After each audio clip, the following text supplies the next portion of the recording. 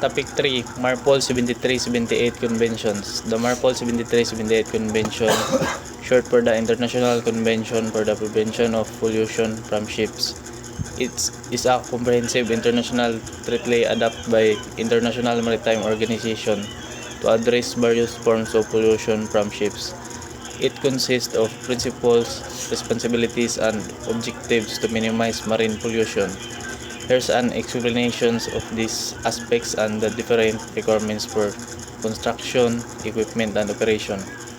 Principles 1. Prevention. The primary principle of MARPOL is the prevention of pollution from ships. It emphasizes the need to take proactive measures to minimize the discharge of harmful substances into the marine environment. 2. Sustainability. MARPOL promotes the sustainable use of oceans and seas by reducing the impact of shipping activities on marine ecosystem. 3. Cooperation. It encourages international cooperation and coordination among member states to address marine pollution effectively. This includes sharing of information, research, and best practice. 4. Technology. MARPOL recognizes the importance of developing and adapting new technologies and practice to minimize pollution and improve the environmental performance of ships. Responsibilities.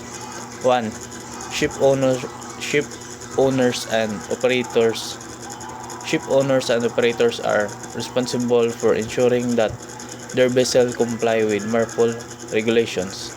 This includes the proper construction, equipment, and operation of ships to prevent pollution. 2. Flag states. The flag states of a vessel is responsible for enforcing MARPOL regulations on ships registered under its flag.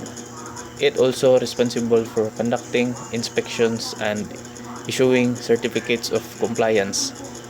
3. Port states. Port states have the authority to inspect foreign flag ships entering their ports to ensure compliance with MARPOL regulations.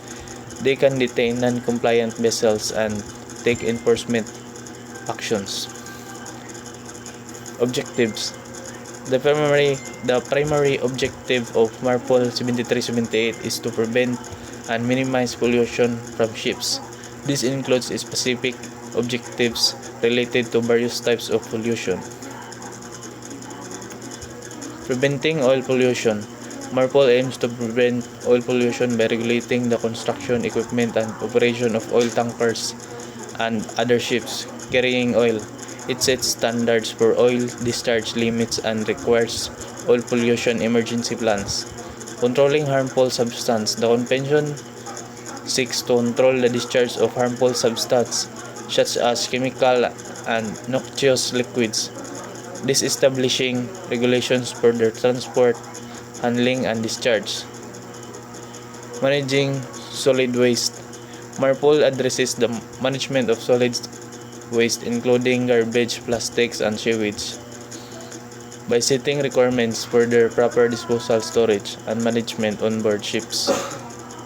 Reducing air pollution. MARPOL has provisions to reduce air pollution from ships, including limits on sulfur oxide and nitrogen oxides emissions from ship exhaust. It also encourages the use of cleaner fuels and technologies.